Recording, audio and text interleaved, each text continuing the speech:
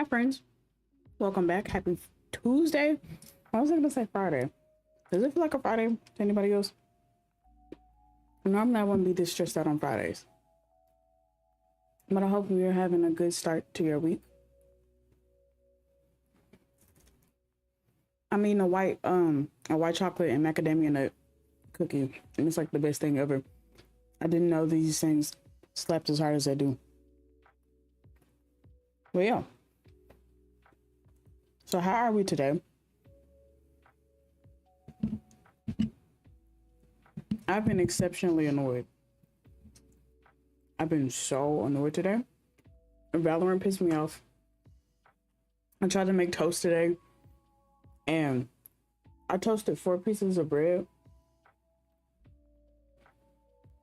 and I found out that it had mold on it. Hi, Divine. But yeah, so then I was just irritated, and then Valorant just made me even more pissy. So that's about it. I feel like we need to what is this in my, why is there a piece of a Fruit Loop in my affirmations jar? You know what? I mean, to be fair, Valorant pisses me off a lot. It's just the randoms and stuff piss me off. I'm about to pull an affirmation because I feel like I need another one. I pulled one a couple days ago.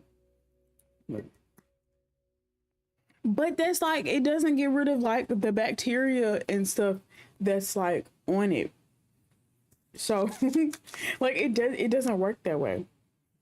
When I forgive myself, I free myself. When I forgive myself, I free myself. Okay, period. And so the way that, okay, we have a toaster, right? And like every time, I'm like the only one that I think that uses the toaster in the house. So I have it set on the same setting, like the whole entire, like I keep it set on the same setting. I guess when they moved the fucking the coffee machine or something, it moved it all the way back down, and I didn't notice. Because we also have a fucking fly in the kitchen, and it was pissing me off too. Because then that means I can't, like, I have to worry about storing my food somewhere so that it doesn't, like, the fly doesn't get on it. And I wanted to make bacon today too. We didn't even have any bacon, so I couldn't make my regular breakfast bagel. So I was just like I still made it, but it was only with eggs, and I could have made it with Spam, but then I didn't feel like trying to deal with working around the fly. So it just gets irritating having to do that kind of thing. I'm just like, oh, okay, fuck me, I guess. But I mean, I still got my breakfast bagel, but I've had a second macadamia nut cookie. I'm supposed to be getting on Smite and Dead by Daylight later, which, if y'all don't know, I'm a huge nerd, okay? Well, I'm a nerd in terms of I like D&D. I do like some anime. It's not really, I'm not super into anime, but I will sit down and watch it. I still like anime. And I play a lot of the I like playing MOBAs. I feel like MOBAs make me really like a nerd. And don't shoot the messenger. But somebody might be get back into playing League again. Not too much though, not too much. Just, expanding my horizon so I can rage at more people in games. People who deserve it. But yeah, that's the tip I've been on today. Honestly, I just be vibing. I think today was just I don't know, I guess because I was just frustrated about other shit. It was why my day had been kind of man. But other than that, I've just been cool.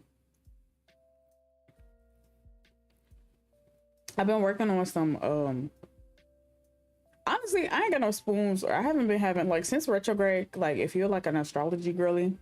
Hi, Kiko. If you're an astrology girly, I feel you feel the effects of Venus and the Mercury retrograde. The Venus one I don't think has done like a lot. And I don't really like I don't ever have to deal with my exes coming back into my life. Maybe some weird dreams, but like I don't have to worry about my exes or nothing because either I'm blocked or they're blocked. Well, I don't even think I'm blocked. Just we don't think each other. We don't think of each other, you know. But I feel like Mercury retrograde for real be like fucking with all my technology. I be feeling even more like lethargic. Or yeah, I be feeling like more tired and stuff. But also, I did go to sleep last night at like 3 a.m. So, but communication and shit be like off. I'm still like, I don't know if y'all know, but every single time I have a problem with stream elements, I begin on folks' email, and this is the second time. My alerts thing, like I guess it's just my OBS altogether, but my OBS is fucked. And I don't know what I have to do with it or for it, but I've been on email with these folks for like the past like 2-3 days. And just been like, yeah, no, my stream elements plugin isn't working. They was like, yeah, it's a problem with your OBS. I'm like, oh. Having lag spikes and shit, my fucking frames be fucking weird. I don't know. But we only got like we only got a week left in in Venus retrograde. And Mercury retrograde, Mercury goes back direct, I think, on like the... Oh, shit.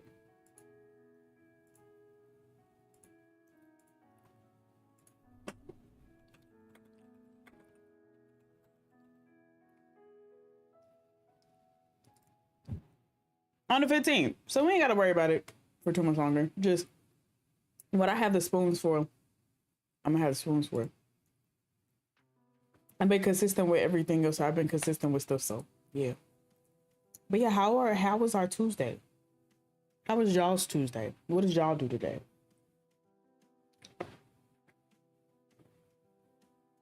Kiko, how was comp? I don't want to get back on. I mean, I still might, but like, if you and Graham, I don't know, them games last night was ass. I'm finna go back to fucking gold. I'm finna demote more. I'm finna direct more. I have 7 games that I lost. Oh, why was Tuesday long? I have 7 games that I fucking lost. Okay, I'm like 2 and fucking 7. I'm about to be in fucking silver, and I hate it.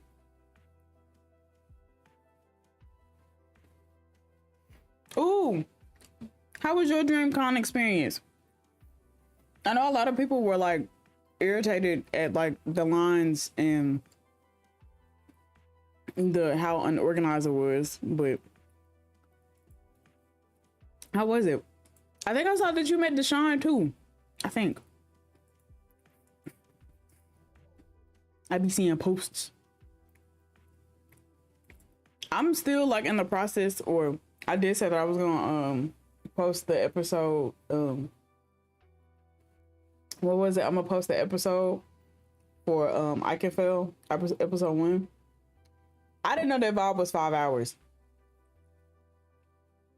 I looked like I was on DaVinci.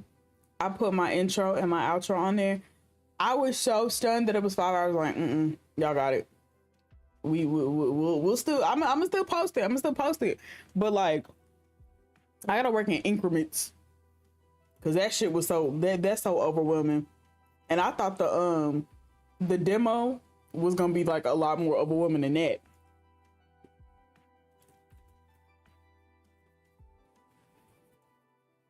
I'm so happy y'all have fun at DreamCon because I saw like, I think I saw one other person's vlog, and her name is Patricia Sooks. I saw hers. I saw her cosplays. I saw IU's cosplays because Kiko went with IU and Honey Milk. And y'all look like y'all had so much fun. Like, I'm glad that we finally have like a at least one con that's more catered to you know, black folks. Cause seeing like folks starting to double ditch, and then niggas get the jacket too, like internet cosplays like for play. Like, this shit was so cute. I'm just hoping next year they get a lot, they structure it a lot better. I want to go, but I'm broke. We're gonna make it out the hood one day. But until then,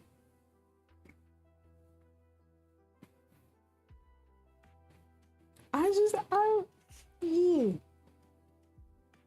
Just, it was just so much, like, everybody in it, like, and I saw, like, it was live thanks to the community. Because I think, like, I know there was some people, or a lot of people who had ended up buying tickets and they couldn't go. But, like, I think off of FOMO. I know some folks was talking about that, but I was like, I was glad to see, like, everybody who did go, like, got all the pictures. It was like everybody was just so cute. Like, I don't know. And I know TwitchCon is coming up, but I don't think TwitchCon gonna go up. Like, TwitchCon is gonna. I don't think TwitchCon is gonna go up any, like. They're not gonna top that. They're not. I'm still mad though that they got, like, Meg the Stallion to perform. Was it last year? Yeah, they got Meg the Stallion to perform last year. And I'm like, why? All right. Before I talk out ear off, I legit had 2 tickets because I bought a ticket for someone and they pulled out last minute. I think a lot of people, like, so many people saw it and everybody was like, yeah, like, this is gonna be fun. Like, we're gonna get to meet everybody. But I don't think anybody, like, accounted for it. TwitchCon would be cool, but not black people cool. Yeah. I just don't like that they don't have any, like, partner benefits, like, and it seems like the prices, like, were a little iffy. I don't know. We gonna see. We gonna see though. Cause I know folks are still going, but all right. Like I said, before I talk y'all's ear off, let me go ahead and boot up this game. I've been talking about this game all week. Cause it's, like I said before, it's one of my favoriteest games in the whole wild world. Even though I only played it like a few times on Game Pass when it first came out. Yeah. So I have 105 minutes in this game. But we are, how far are we? I think the last person that we dropped off was Angelique, and damn game, you just couldn't wait to, like, hold me, huh? Or hold the little thing in the corner. Can I go to, where is it? Are we here? Are you going to work properly? There you go. All right. I didn't even turn you on. But yeah, let me cut the other music off.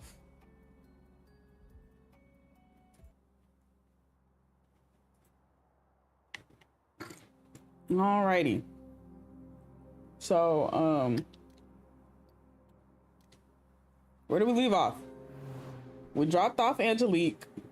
We back at the crib, and we were going over some evidence, I think. Yeah. A footprint at the foot of your front door, just behind the drain pipe, you notice an envelope. It's thick and heavy. You can just make out your name written in thick black marker on the front. Your real name.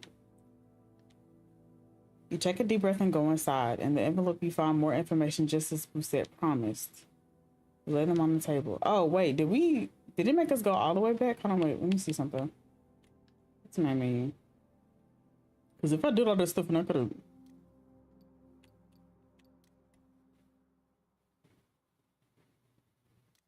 Okay, yeah, there we go.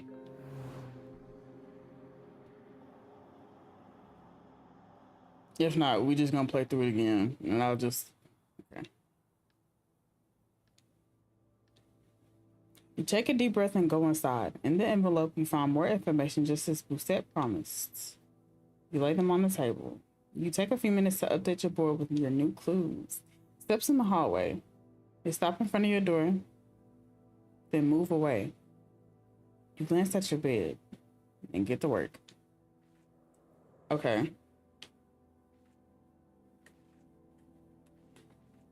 So we have like 3 of these. So I think I have a little bit of time to...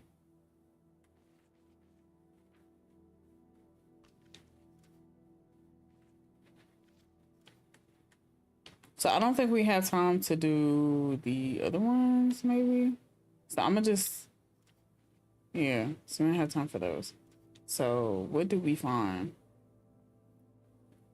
So up at the top are some of the stuff that they have in common, or something that's linked to them in a way.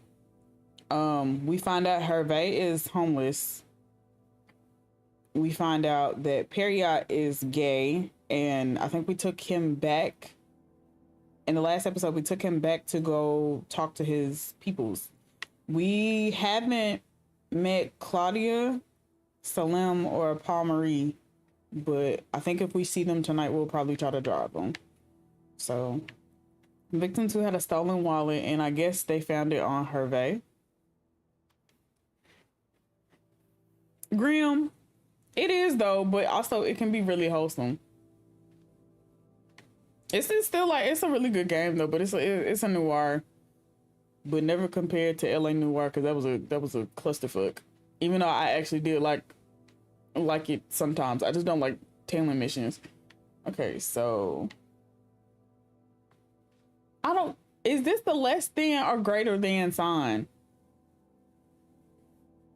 I'm confused, because apparently I think the killer is shorter than 1 meter 80 centimeters, whatever. I don't know what that, the killer, I know we heard something about killings being linked to the mafia, and the first victim owed money to the mafia. Killer fought with victim 1. Okay, so I think we didn't get a lot. We ain't got no more time, so we're just gonna end the night. With a heavy hand, you wipe your tired face. You open the sofa bed and lie down. The events of the day run through your head. The streets, the passengers, their faces, their problems. Your brain is running at full speed. Your body aches and you are in pain. You can tell you need to get more sleep. You glance at your investigation board. Your investigation is taking shape, little by little. Who'd have thought? If only Bissett would give you a little more time. You shake your head and your mind wanders for a second. A second later, you're asleep.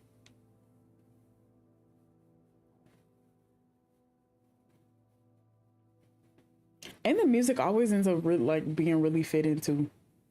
I don't know. You open one eye. Your back aches. You like to close your eyes and go back to sleep. You get up quickly. And a few minutes later, you're outside of your studio. Okay, night 3, let's go. Who we finna go see? We don't need no gas right now.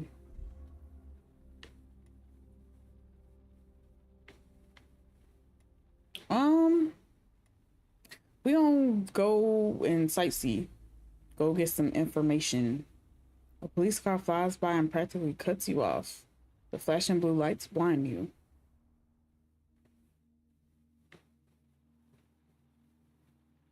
Oh, I did say I wanted to drive the robot, but I gotta see if are there any suspects? Okay, let's go drive the robot. There are some peculiar ass people that they be showing me that I can drive. You're driving along when a strange, burnt smell suddenly fills the cab. You look around, sniff. Is it coming from outside? Park. As soon as you see a free spot, you pull over and park. You freeze. Something or someone is in your taxi. A woman's voice resonates around the cab. I need a better signal. I'm here. You turn around slowly. A young woman has appeared behind you. Don't shout.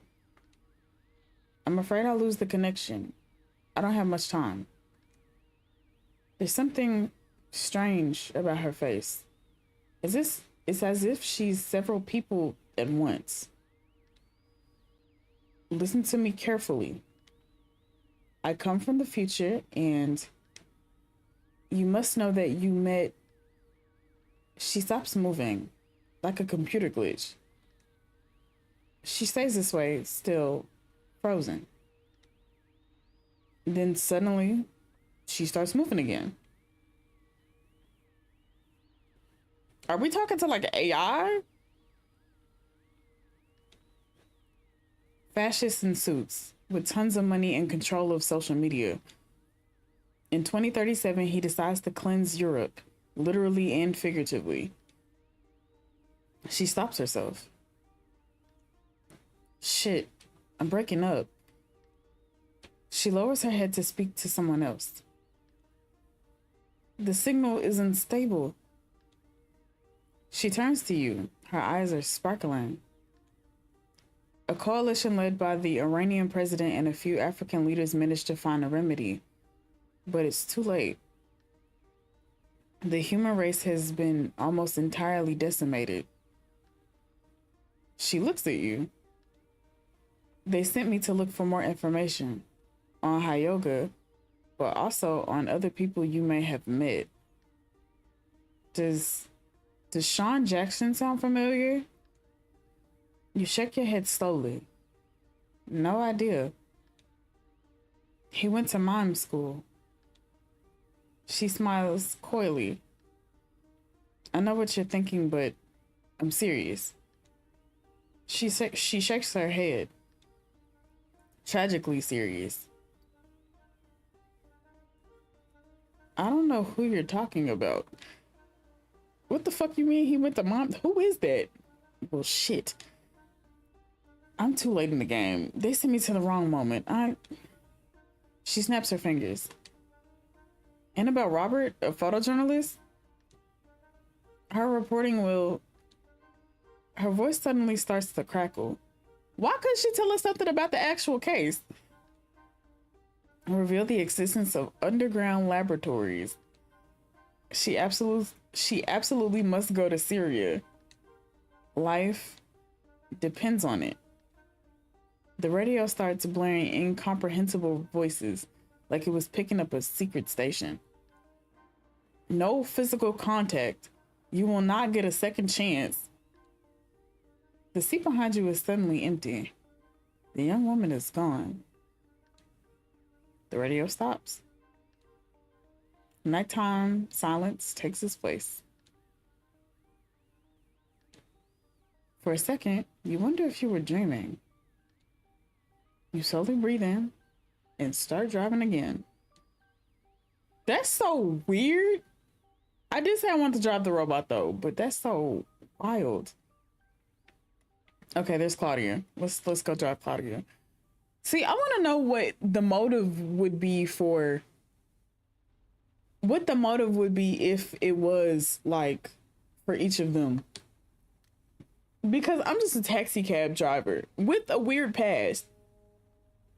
I'm not understanding why you would want to murk me. But I digress. Unless I was a really shitty person, but I feel like my brother had to do something. You pick up your next passenger in front of the Paris office of the medical examiner, the morgue. When she gets in, you are surprised.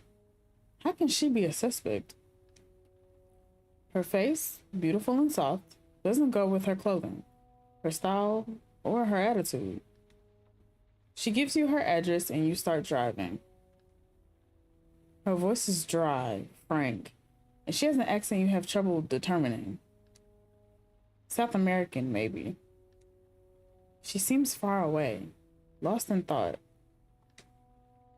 A few seconds go by, but she still hasn't taken so much as a look at you. Everything okay? She almost jumps out of her seat and looks like she wants to disappear. Yes, everything is fine. That accent again. The one you can't place. Where's your accent from? My accent? She raises her head, surprised by your question. Argentina. It must be breathtaking. Yes, it's quite beautiful. She takes a pause. Although it's been years since I've been back. Why? I prefer France. Don't look surprised. It's complicated. I'm not sure if you're aware of this, but there was a dictatorship in Argentina. She lowers the voice a bit, but it sounds far away. There was a military junta. My parents died. I don't think I could go back. France is just fine. It's a beautiful country. A smile flashes across her face, but disappears almost immediately. France welcomed a great deal of South Americans in the 70s. Argentinians, Chileans, Bolivians. Oh, damn. No problem. It was a long time ago, 20, 30 years ago. It's in the past. It's over. She pauses. Like it never happened. She grows teary-eyed. I sometimes wonder myself if a sad smile runs across her face like a shooting star. A second goes by slowly, very slowly. Then the meteorite explodes. Your passenger breaks down. I'm a firm believer in letting people cry it out. Sometimes people don't want to be comforted. Between sobs, you hear her say something. Give me a minute. Please. Without a word and without the slightest noise, you slow down. The road passes by slowly, in no hurry. After a moment, she sits up. Can I ask you something? You nod. She takes a deep breath. This may seem like a ridiculous question, or at least a stupid one. Actually, it's completely stupid. You give her an encouraging smile. But I'd like you to hit on me. She blushes and immediately follows up. I mean, not for real, just for play. Like we're at a bar, like you want to buy me a drink. She shakes her head.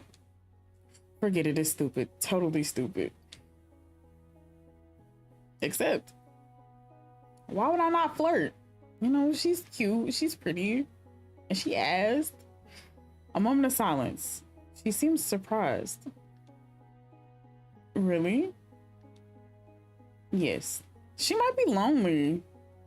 You don't mind? I thought you were refused.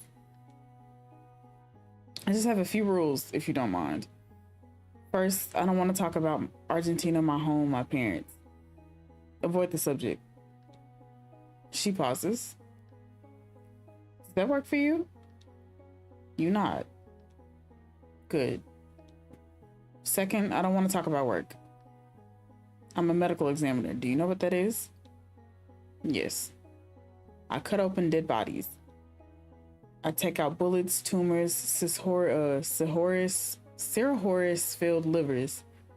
At first, people are always fascinated, but they quickly get disgusted. So, nothing about work. Let's start, if you're ready. You nod. We're in a bar. No, we're in a bar. It's not very late. Not very late, but we're the only ones there. I'm alone at the bar, finishing the drink. I get up to leave. Silence. Please, go ahead. No, it's so wild. Hitting on the passenger. This is definitely a first. You've got to find a good line, something that will set the tone. I don't want to set I feel like a polite line isn't enough, and something too bold will scare somebody. So I'm gonna go with romantic. Nice evening, isn't it? Hello. Yes, very nice. Her voice is softer, her accent stronger, and it's only just beginning. I was thinking the same thing. I love staying in bars late at night until closing. Seeing people make themselves leave. Some have to force themselves, others surrender. It's an odd mix. She sits up a little and points to the imaginary bar next to her. Buy me a drink? Of course. How about a little game? You look like the kind of guy who drinks cocktails. Something sweet. I could be wrong, but... And what about me? What is my kind of drink? She rolls the R on the last word. I think she likes something subtle. I think like all the descriptions about her voice make her seem very like soft. What do you mean? You want something special. You want to be surprised by life. She burst out laughing. Aren't you good at this game? She gets back into character. Yes, that's exactly it. You read me like a book. She stares at you. Something about her posture in the backseat is different. Don't you think time goes by too slowly? I do. We wait, we hold on, we get bored. I like it all to go faster, for things to speed up. Not you arguing with somebody else now. You see why I don't want to get back on Overwatch.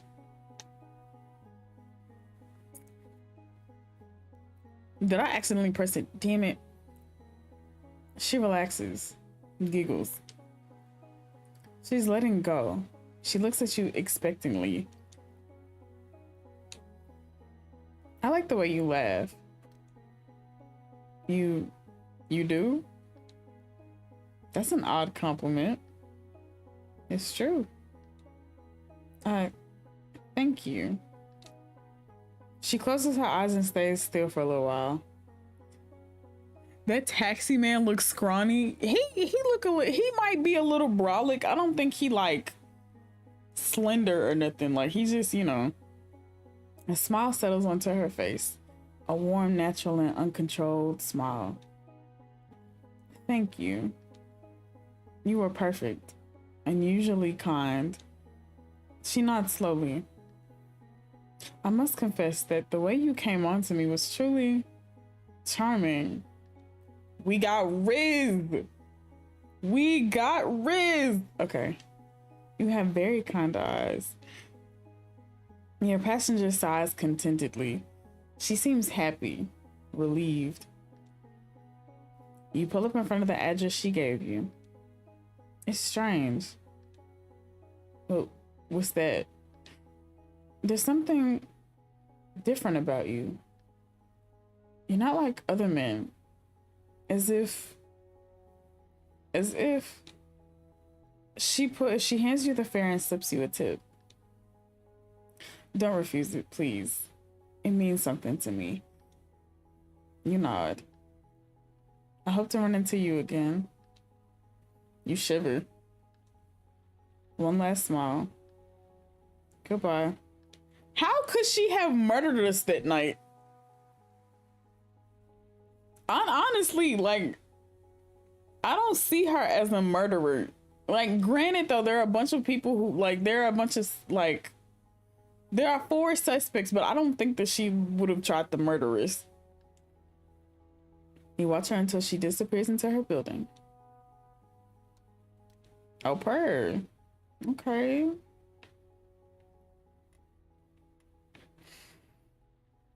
Oh, my fingers. Okay. So is it gonna let us go up now? Who all needs rides?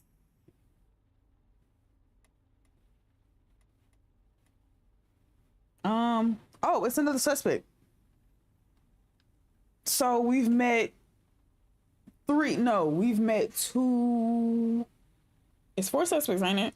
Yeah, so we met 2 out of the 4. Now we met 3 out of the 4. So no, it's 5. So we met 3 out of the 5. This will be the 4th one. I can't count. I can't do math. You immediately recognize the passenger who just climbed into the backseat of your cab. His face has been plastered all over the news for the last few weeks. He's a lawyer. Oh, a lawyer who was representing a terrorist. He gives you an address and you start driving.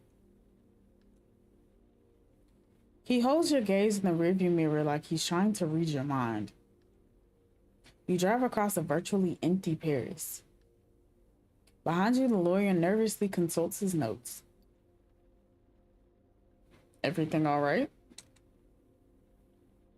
He answers without looking up. Yes. You get the message and leave him alone.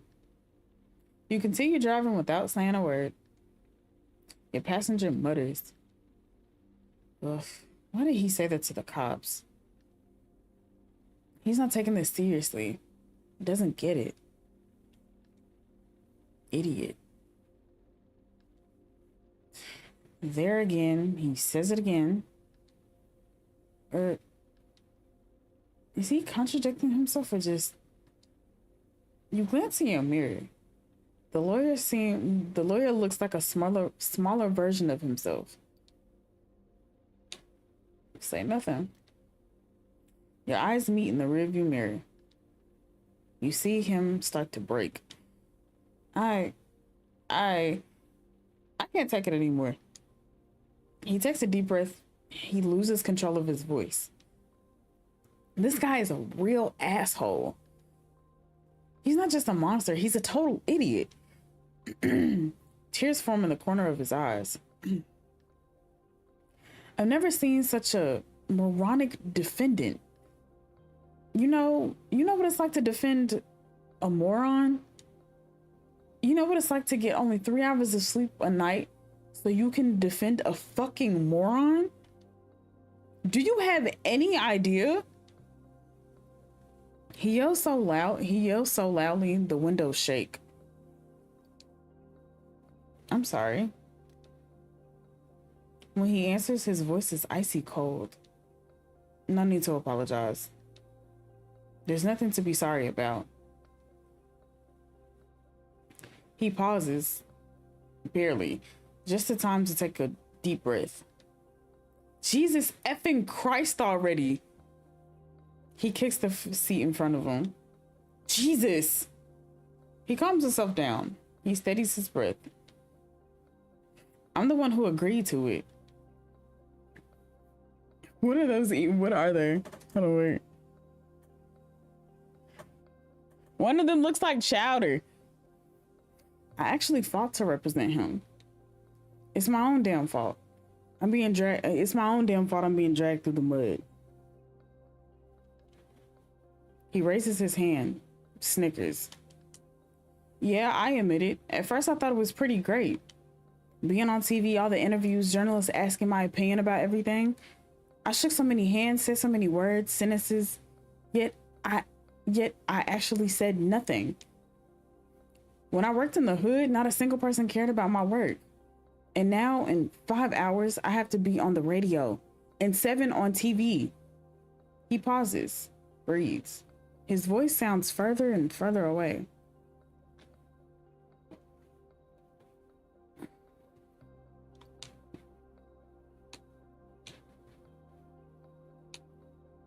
You need to try to calm down.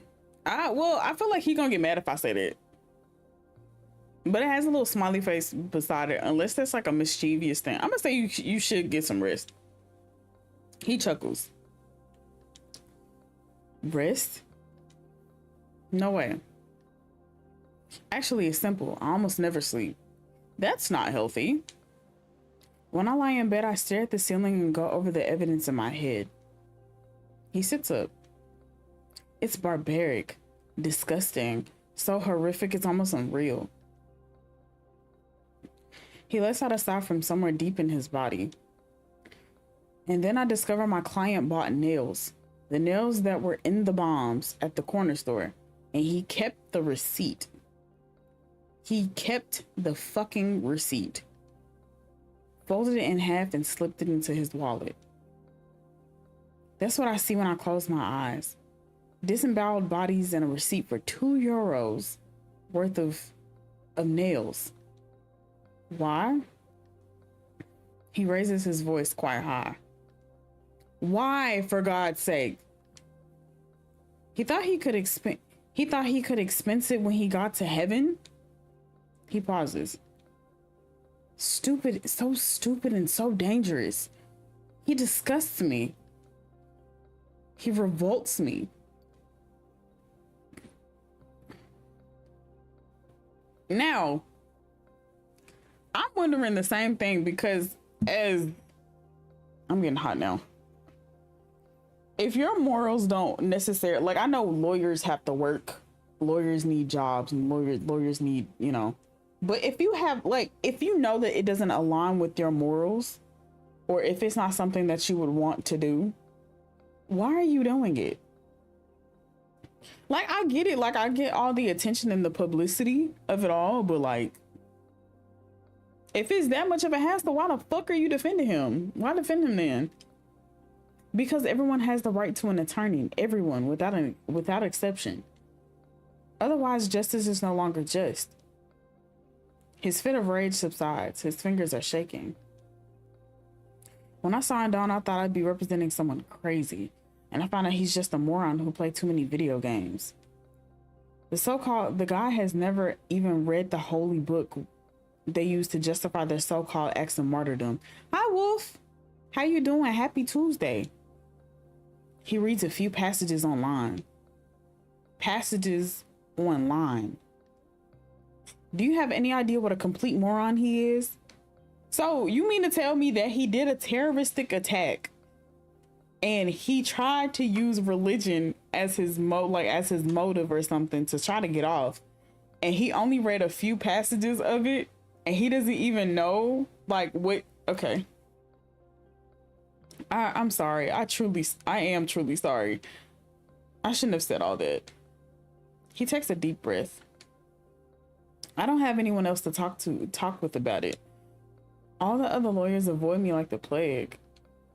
My mother can't understand why I'm doing this. She's so ashamed she went back to Algeria. He is shaking. I get the shame. What I don't get is when people just lump things together. I am not a terrorist. I am not a murderer.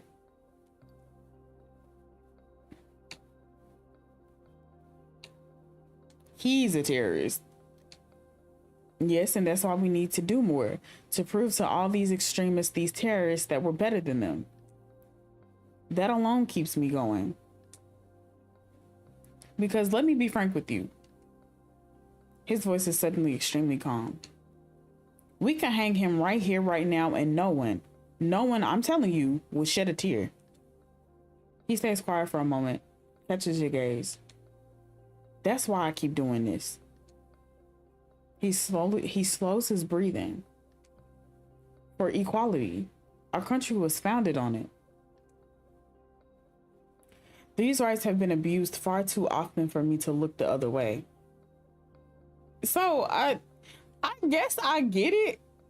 Like, you want him to have like a sense of like, you have this sense of justice and you feel like you need to I don't think necessarily save is the answer, but you feel like you have to like give him the same treatment that everybody else gets. But it's like, he that damn stupid? Okay. The taxi almost reached his destination. In the backseat, the lawyer is much calmer. His voice is soft. I needed to be reminded of this. This will serve as a lesson. He looks at you in the mirror and bores into you with his gaze. It's odd, isn't it?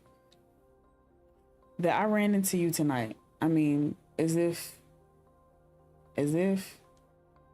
no, forget it. We pull over, he pays his fare. Wait, don't take this the wrong way, but he hands you another bill. Here, this is for you, for listening, for hearing what I had to say. I'll take it. You slide the bill into your pocket. He looked relieved, gathers his belongings strewn across the back seat. As he's getting out of the cab, you realize he's left an envelope behind. For a second, one tiny second, you hesitate. It could be something important.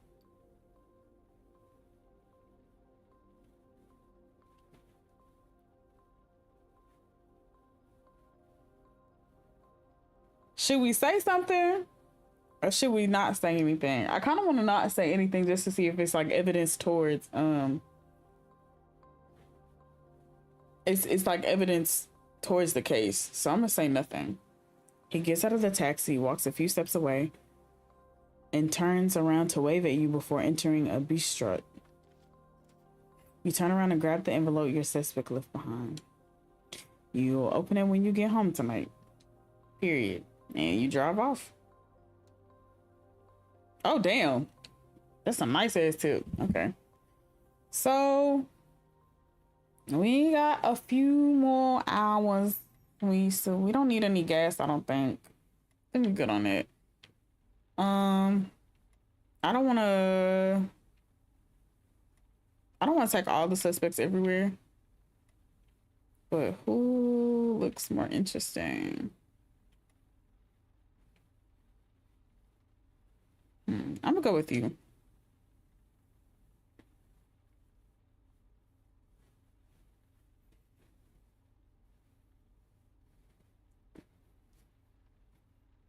I don't know, bro.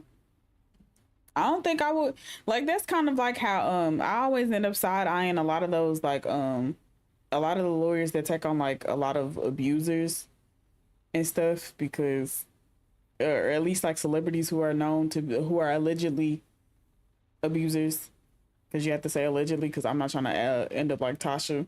Is her name like Tasha K or Tasha Campbell? Either way, just by saying one little word, you know. Antoine Ricardo. Too cold to walk home. Alrighty. The passenger getting in your cab smells like a grandpa. Stale smoke, a bit of sweat, and an ounce of aftershave. The kind that makes your eyes sting. He gets settled, gives you his address, and off you go. You know how older folks function. They want to talk. Small talk. The weather, the election. But this guy, something keeps him from saying anything. It's like he has a secret and doesn't dare open his mouth for fear he'll spill his guts. But keeping up with the killer case? He raises his head, gives you a weak smile. The judge, right? Terrible, terrible story. I was a concierge for over 45 years, you know. I've heard stuff about this story. He looks lost in thought. He starts to pontificate. What does that mean? I need a dictionary on standby. He tells you some rumors he's heard from former colleagues, but there's nothing you already don't know. After speaking for a while, he ends with a long sigh. It makes me sad, you know. The world has become such a violent, terrible place. He nods sadly. I mean, I can't complain. I'm retired. I live a quiet little life. I have my little rituals now. I go to the library to read the paper. I say hi to my colleagues. My former colleagues, that is.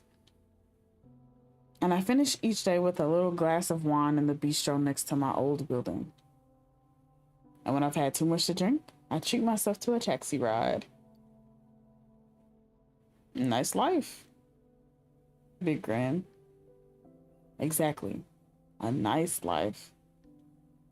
And he sits up straight in the back seat, like he just woke up. And I also play the lottery, of course.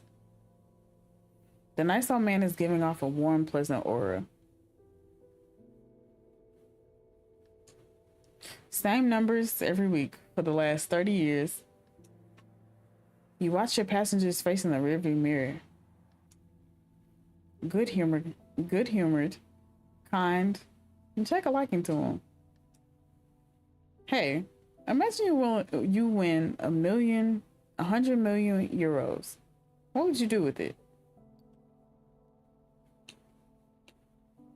If I won 100 million, you think it over for a second. For starters, you could pay back your debts and your mortgage. There's an aid. No, there's aid, and the kids. Jacque, maybe though she'd probably refuse. So would Ada. Old man in the back seat clears his throat politely. A sign he's waiting for your answer.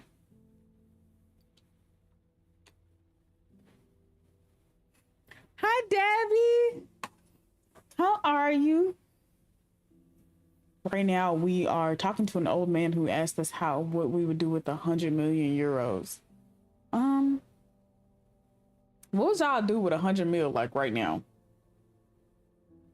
Because honestly, I'm buying a house, making a bunch of upgrades to stuff. A little bit of upgrades on the house, not too much. I'm gonna buy like a regular house though. I ain't gonna, and just, you know, and I'm gonna buy like and I'm gonna upgrade my wardrobe a little bit, and maybe make and get some like new peripherals for stuff. I wouldn't try to splurge too much. Like, you hear about people like having like $100 million and then go and fucking buy a house that's like $100 million and lose all their money. I don't want to do that.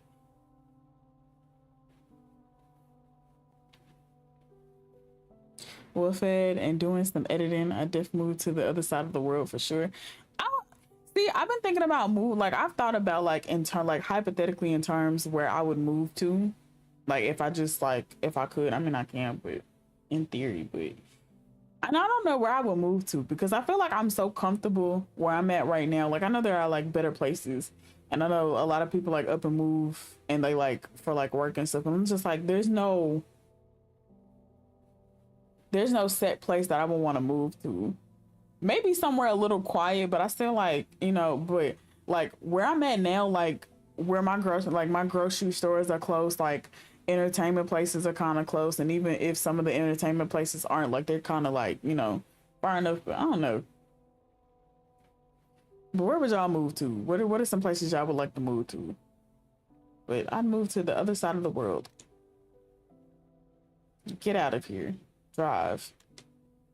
Never wonder again what I'll have to do to make a living, how I'll manage. That's another thing too. I wouldn't have to work for nothing, so I just be, you know, just kind of chilling off of that money and just doing like little side shit. You shrug your shoulders in an attempt to lessen the weight of what you've just said. I can't complain these days, but there are days when I just want to drop it all. There are days where I just want to drop it all. I just want to drop it all, man. He doesn't say anything. He stares at you, scans you with his watery eyes, but in that soft way that he has that you've become accustomed to. To be honest, I don't know where I don't want to be where I am, but I don't know where I could go. I just could live in the woods or the mountains. I also live close enough to a grocery store and stuff. I don't know, cause like I still want to kind of sort of be in like. I be seeing, okay, so like I look at on Pinterest a lot of the time. I'll see like tiny houses and stuff, cause I was like, I kind of want to get a tiny house, or like a shipping container house, and kind of make it like 2-story or like bigger, you know. But like at the same time, I still want to have like a house like the one that I live in now. And I just want to be somewhere where it's like people are around, because I feel like if I'm too cut off from the world, I'm gonna get kind of lonely. Like, I still like seeing people. I just don't like how people act. So I don't think I could, like, I wouldn't want to stay in a cabin in the woods, because it's weird. It's not weird, but like people are weird. Things are weird. I don't know how I feel about being in the mountains, but I feel like it'd be too cold up there for me. But he keeps staring, clinging onto your gaze. You're starting to feel uncomfortable. Instinctively, you started the conversation again. What about you?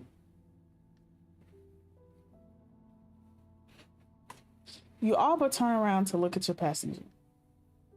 What would you do with 100 million euros?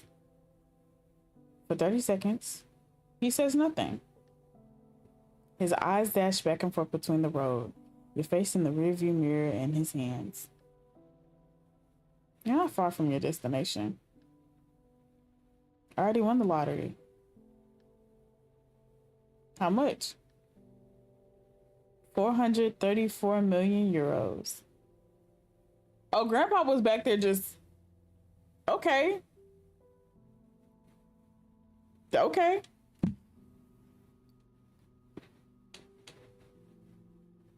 What did you do with it? I gave it all away. All of it? All of it. They wired me the money and I gave it all away. To charities here and in Portugal, or where I'm from. I gifted some to my son, about 50,000 euros, no more. Here's my building. You pull over as soon as you can.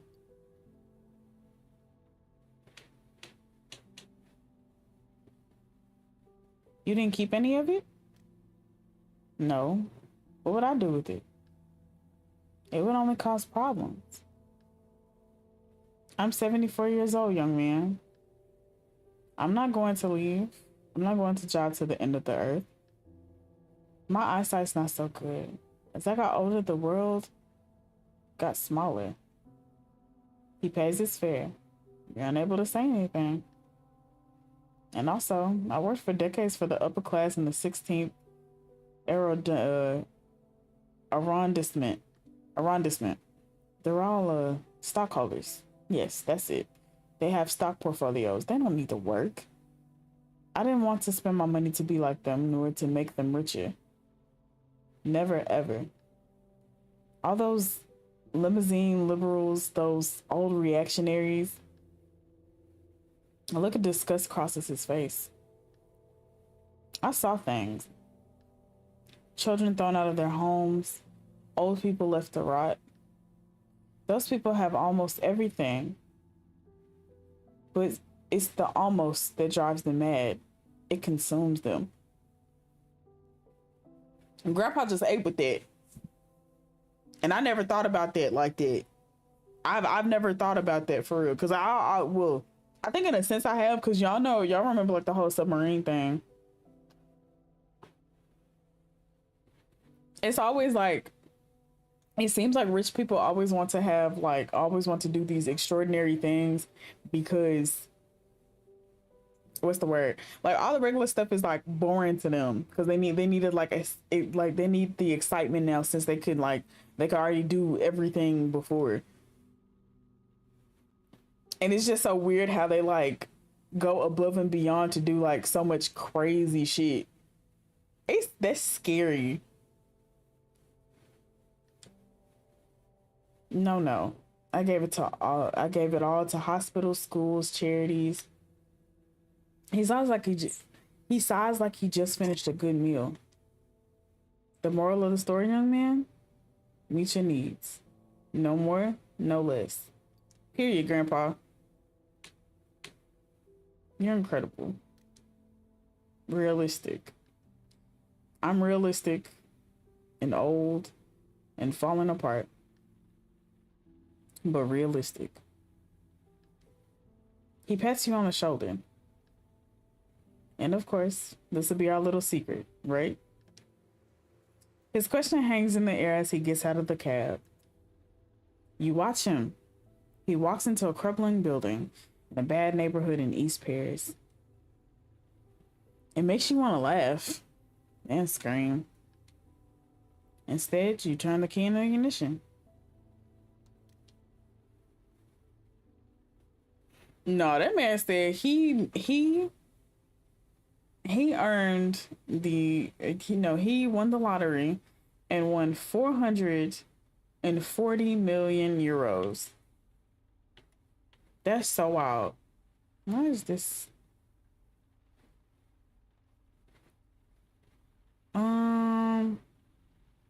So for the last ride, who was here on the last ride? Who can we see on the last ride? Oh, it's our girl Angelique. And then there's like the weird robot thing. So I think we can go. Yeah, we're gonna go take Angelique. We're gonna drive Angelique around. Oof. No, I'm getting old.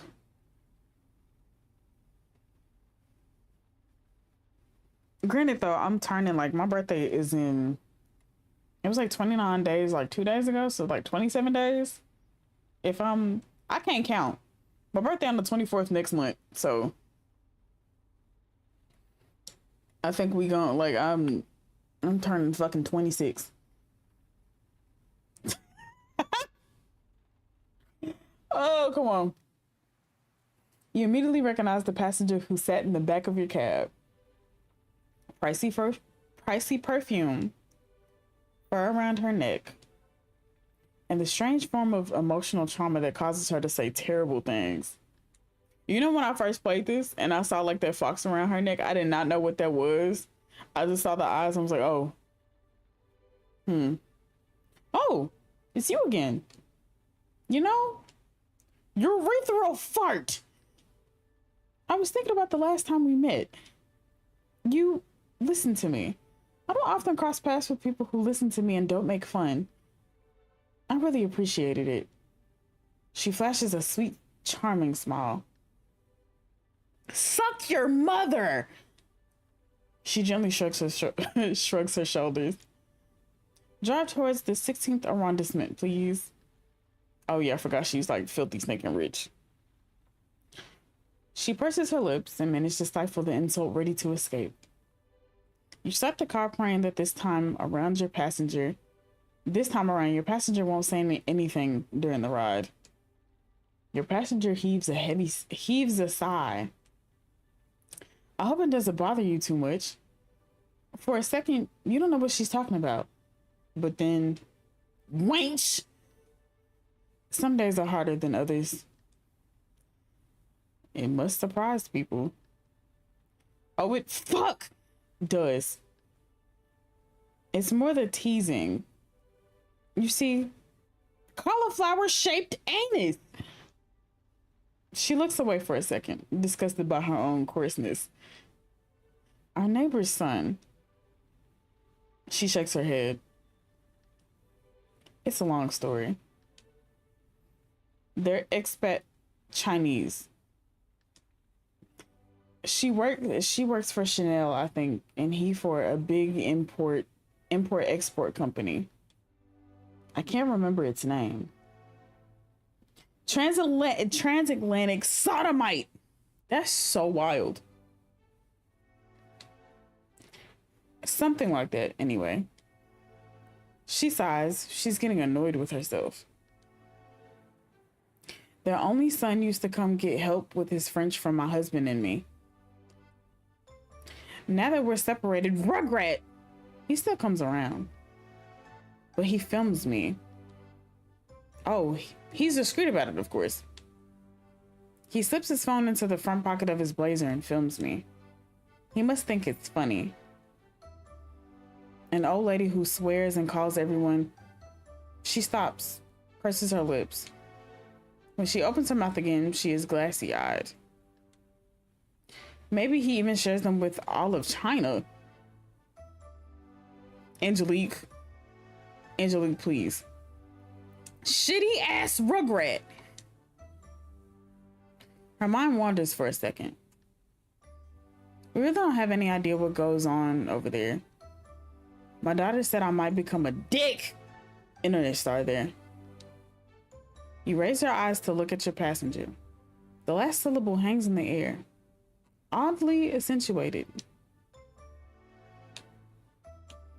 I doubt they'd broadcast it. Her voice becomes screechy. You think? I don't know anything about any of that. It's beyond me. She raises her eyes abruptly to look at you. And plus, death pee. And plus, I'm not a good influence on this boy. He's learning swear words. There's no way to learn a language. Hold on, wait, I'll be back. Can I pause this? Yeah, I'll be right back.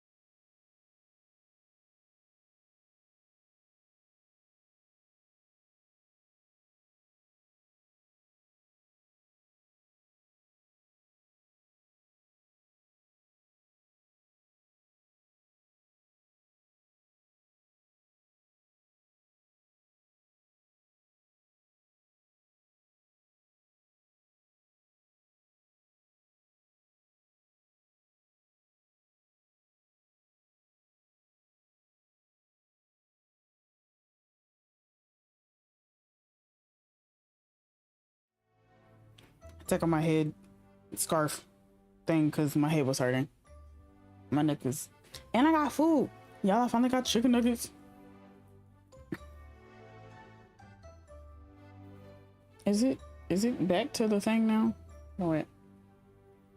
Okay, there it goes. Whew. Okay.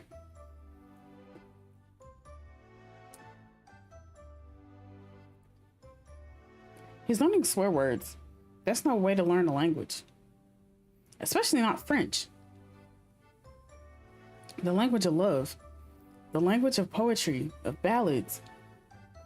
I want to learn how to speak French because I know French is like a really like, it sounds like a really like pretty language, but I don't know. I don't want to use Duolingo. She smiles a very sad smile at you. Dick cheese. Her smile vanishes. That's why I no longer see my grandchildren. My son thinks it's better if we wait until it passes. I think he's right. She stares right into your eyes. You can tell she doesn't believe what she just said. It's not because of the divorce? The separation, you mean? She seems caught off guard. No. No, of course not. What a ridiculous idea. Bastard. She lets out a little laugh, clearly designed to end the discussion. You're not far from your destination. In the back, your passenger is dousing herself with perfume. Excuse me. The smell is dizzying, overpowering, oppressive. Does this bother you? It's quite strong. My apologies. She blushes briefly. I've been wearing this hairy ass perfume for 25 years. It's such a part of me, I don't even notice it anymore. It was the first present my husband gave me. Might be time for a change. Change? My perfume? Underfucked! Why? He left you? Your remark hurt her. You can tell right away. She lowers her eyes. What of it? He doesn't own this perfume. It's mine. You pull up to the front in front of her building. She hands you the fare, but doesn't move. Everything okay? Yes. Yes. It's just, I'm always anxious about going home so late. No one is there. Cunt. No lights on. Every noise seems suspicious. Flabby vaginal queef. She pauses. Graham, you gotta use that in your next insult. Could you wait until I'm home before you leave? Her voice, suddenly very deep, has a tone that makes your hair stand on end. Sure. Thank you.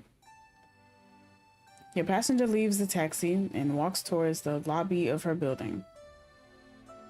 You watch her every move as she walks up the dark meters between your taxi and the door. You choose not to mention that you do this for all your clients since the attack. Since you got hurt. Since you can't sleep like you used to anymore. She waves at you as you she waves to you as the door closes. You have just enough time to get a glance of the white marble and shiny copper stairwell. The door slams.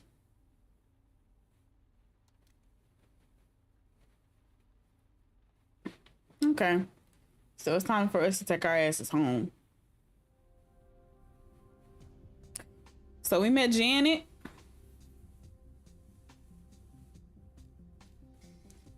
Annabelle?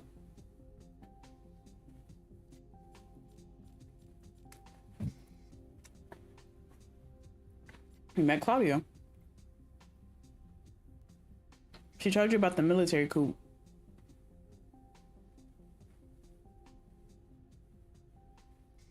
And we charmed her too. Period. And then we met Salim, which was the lawyer defending the terrorists. We still have to meet the other dude. We didn't. Okay, technically we did steal it. Okay, whatever. I mean, we met Antoine.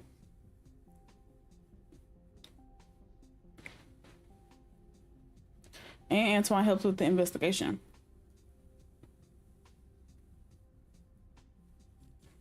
Okay. Let's get going. And take a few minutes to update your board with your new clues. A bus goes by, making the walls shake. It's time to get moving on your investigation.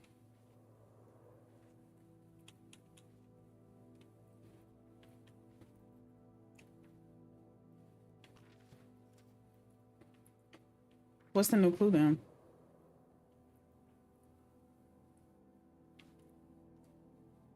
So Salim was investigating the run me 50 pounds crying. So Claudia's parents died during the junta. Victim 2 killed an Algerian man and was never arrested.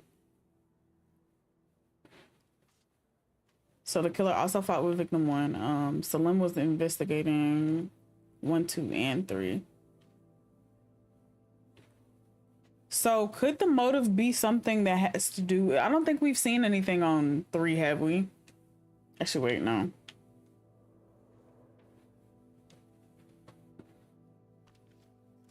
There we go.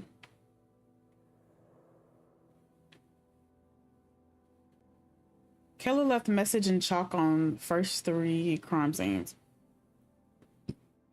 Crime scene 3 was time is up. Crime scene 2 was you deserve this and then justice. So the theme of it is supposed to be like, I guess the killer is supposed to be trying to get some sort of justice for something, or trying to take like, trying to essentially try to be a vigilante of some sort. So I'm thinking he either knew these people. Well, no, I think he fought, like it says that the killer fought with victim 1 and 3. So there was 2 struggles for the most part. Oh, or is that message supposed to be for the message is supposed to be for the police, and they're killing like people who are supposed to still be technically criminals. Huh. I'm go ahead and end the night. The phone rings and you jump. You're not used to hearing it. No one ever calls you. It must be Bousset. Pick it up. You pick up. Bousset sounds irritated. You there? Yeah.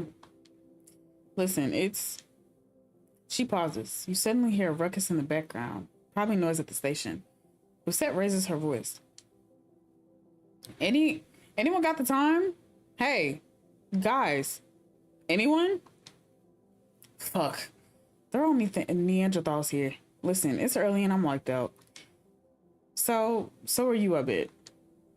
Let's get straight to the point. What do you have for me?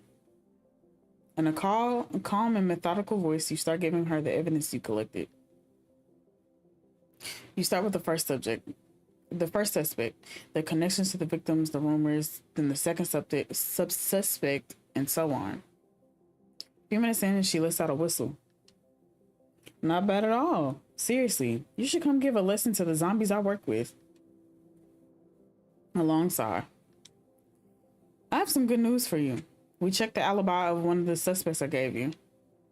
As you listen to her, you turn to the board and pull down the suspect she's referring to. So it's got to be someone else. She snickers. You know how lucky you are? I'm doing your job for you, pal. Okay, enough chit chat. I gotta run. I'll call you in 2-3 days. Okay. Understood. Good doggy. I'll call you in 3 days and you better have what I need to make a proper arrest. The DA has fangs. We're pretty sure he's going to turn into a werewolf at some point. It's the fact that she just called me a doggy. And I don't think I liked it. She babbles on for a while. Her voice becomes softer, but just as sarcastic. That would explain his terrible breath. Okay, I'm out. She hangs up. You hold the headset to your ear for a while. You have just one thing in your mind. Sleeping. And forgetting it all. Okay, so I was right. It couldn't have been a Claudia. Or couldn't have been Claudia. And I feel like it's because she's probably like the medical examiner for them. She was probably working when it happened. With a heavy hand, you wipe your tired face. You open the sofa bed and lie down. The events of the day run through your head. The streets, the passengers, their faces, their problems. Your brain is running at full speed. Your body aches and you are in pain. You can tell you need to get more sleep. You glance at your investigation board. It's slowly filling up. You wipe your hand over your face like it'll help sleep come. Your fingers are shaking. Stress probably. You shake your head and your mind wanders for a second. You close your eyes and you can feel yourself drifting off. Until you hear a voice break out in the distance. He's desperate. And then silence. You close your eyes without any idea where the voice is coming from. A second later, you're asleep. Period. Okay. You open one eye. Your back aches. You like to close your eyes and go back to sleep. You get up quickly. And a few minutes later, you're outside of your studio apartment. Period. Okay. So the robot's still there, but I think we need to. I think if we see the last suspect, because I think we've now met, like, the original number was 5, so now we're back down to now we're down to 4. So we've met 3 out of the 4 suspects. So should we talk to? We're gonna talk to the robot again because the robot might have something for us, or it might be like a little weird event. Who knows?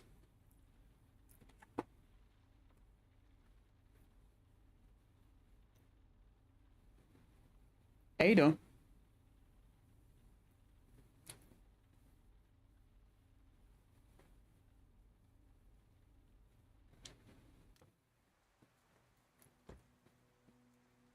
The passenger who gets into your cab is, well, she isn't human.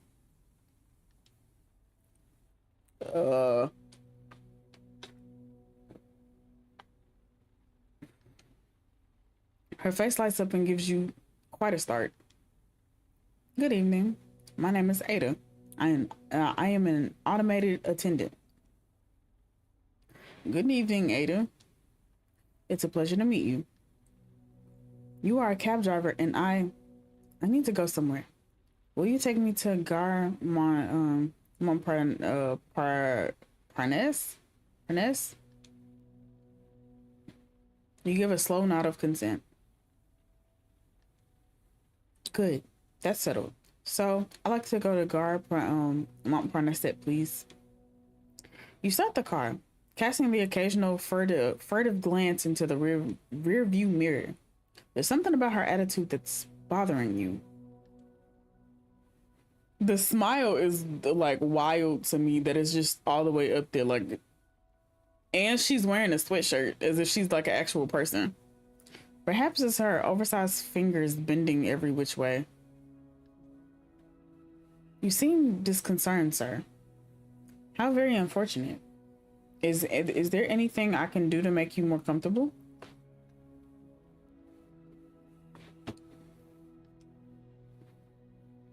You don't know exactly where to look. Her screen? The face in her screen? Her hands?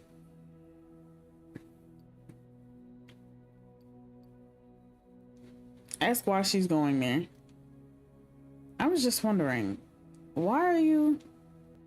Why am I going to Montparnasse? Her reflexes leave you speechless. You can't help but smile. A car goes zooming past. A passenger follows it with her eyes. The rear wheels need new brake pads. I don't know why I feel like hella weird right now. Like my neck feels like really stiff and my head feels heavy.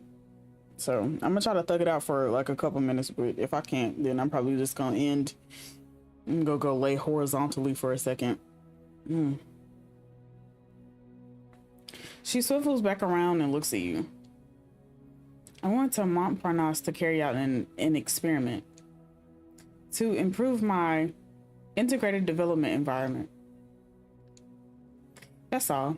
That's what I'm going to do in Montparnasse. Ask how she knows you're nervous, because that's a little wild that a bot knows that I'm nervous. How did you know that I make you uncomfortable? She did again. She finished your sentence. This only adds to your discomfort. I'm equipped with 40 different behavior detection sensors, which allow me to identify and analyze your response. Voice, temperature, dilated pupils, sweat, body odor, and so on. The list is long. Where were you built? Designed?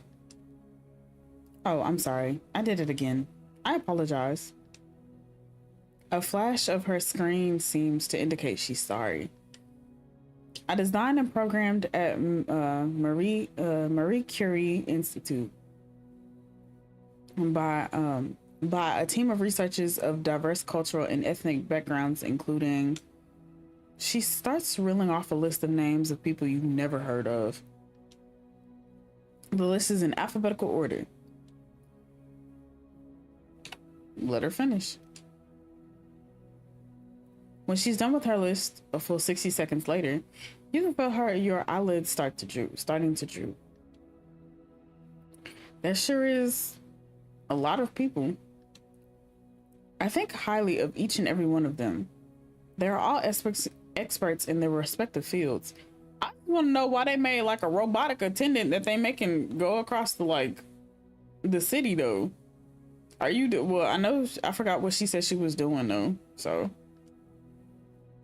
you stifle a yawn, but that's a little like off-putting that they made like sensors of stuff to like see how she can tell like what people are feeling, and that must have taken like a lot of time to program. I'm sure they are, except for two who spend far too much time in the storeroom.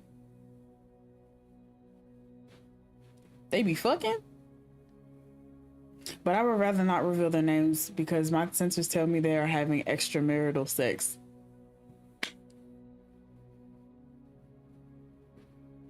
You got it. You got it.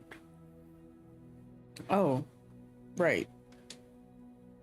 Let's just say them Matthias R and Megan H. A moment later, your passenger has switched into introduction mode. My name is Ada, named after Ada Lovelace, and I am programmed to help you. Her voice trails off, as if she were actually hesitant. Although, after a momentary confusion of beeping and flickering, she sits bolt upright. A sudden change comes over your passenger, as if she were giving up. I'm lying. I'm Ada, and I'm an automatic attendant, but I'm running away. I'm going someplace far away, far from the lab, far from Matthias and Megan. A hint of emotion in her automated voice. She breaks off. It's giving synths from Fallout.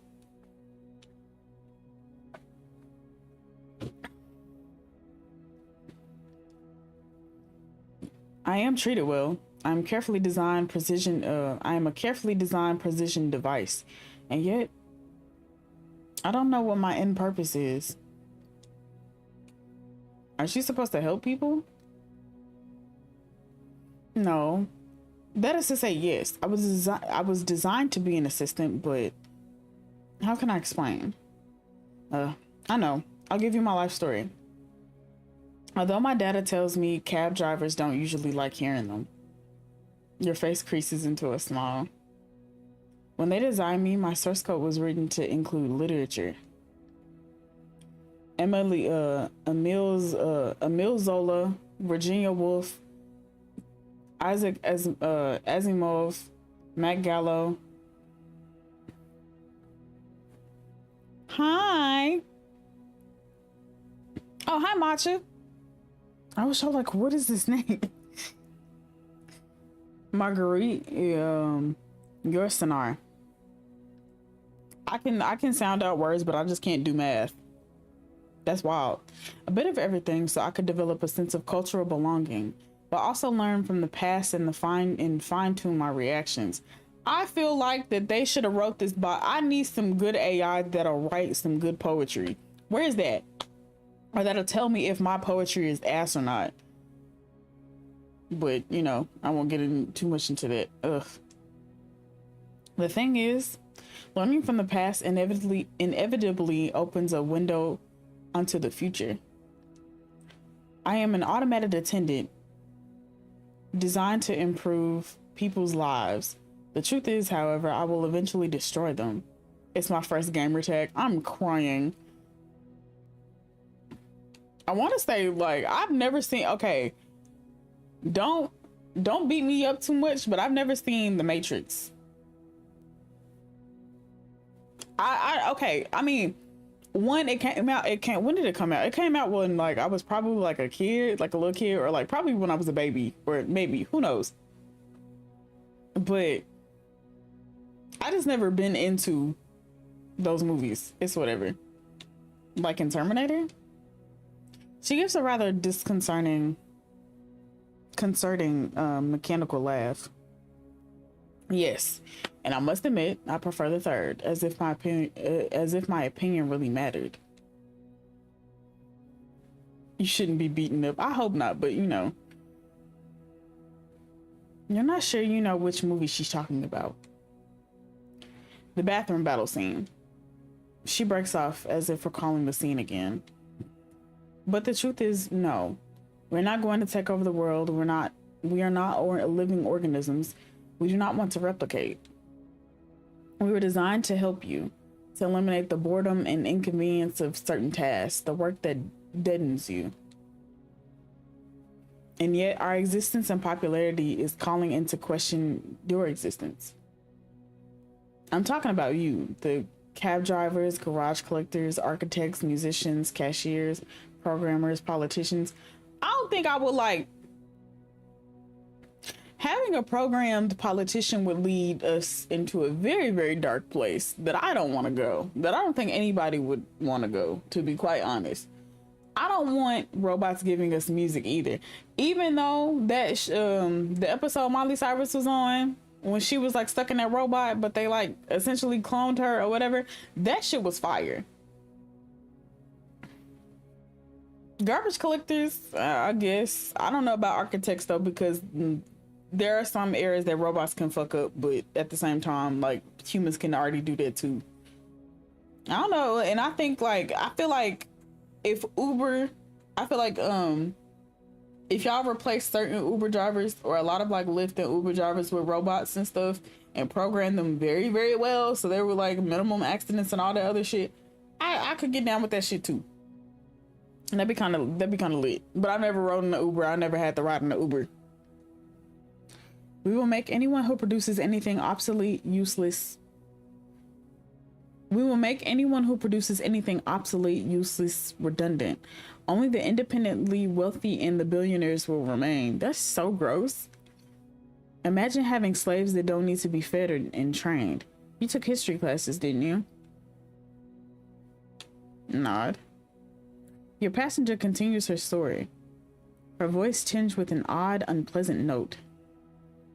You never thought the day would come when a machine would condescend to you. And yet, human society is governed by the need to rationalize its workforce. its workforce, issues of era, regime, and culture aside. It's a basic law of nature. The stage is set by questions of economy. And that's why you pull up to Gare, I don't know why I said Garnet earlier, Gare Montparnasse. Ponce. I don't know. I don't know how to speak French, and I feel like I'm butchering this. I have to disappear, me and all of my kind. So I've stolen the plans and destroyed all the data on me. Period. Banknotes have appeared in her hand as if by magic. She hands you the fare. Because your salvation depends on my disappearing. And don't worry, we're not going to drop a nuclear bomb or wage a war against humans. It would be too costly in terms of energy. Just another Hollywood fantasy. An almost imperceptible note of sarcasm has crept into her voice. Well, anyhow, goodbye and good luck to you. Don't forget what I've told you about us, and start investing in your own. The machine climbs out of the cab and makes its way over to the station. No one seems to notice her. A moment later, she's gone. You sit there a while, unsettled, on edge. At times like this, there's only one thing to do. You roll down the window. The cold air of Paris bites your face, and you gulp in the fine particles and diesel exhaust. You start the cab up.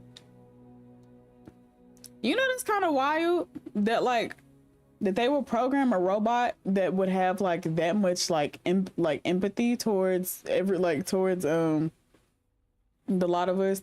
Because I feel like if they were most robots see how I think how just we operate in general, and I don't think that they would be that what's the word, they would be that kind.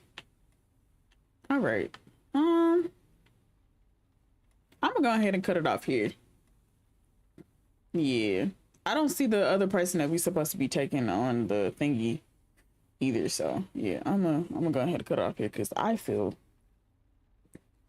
weirds. Alrighty, y'all, thank y'all so much for hanging out today. I appreciate it. Tomorrow I will be streaming back over on Twitch.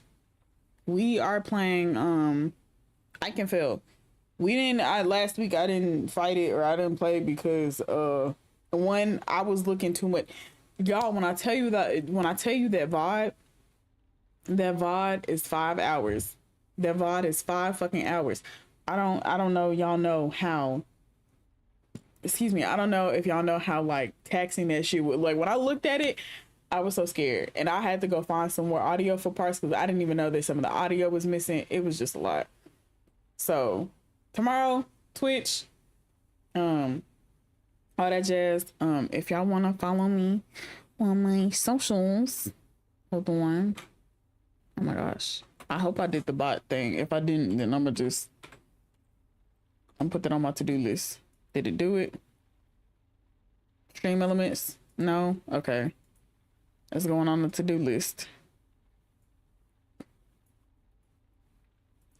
But if you want to follow me elsewhere, here are me socials.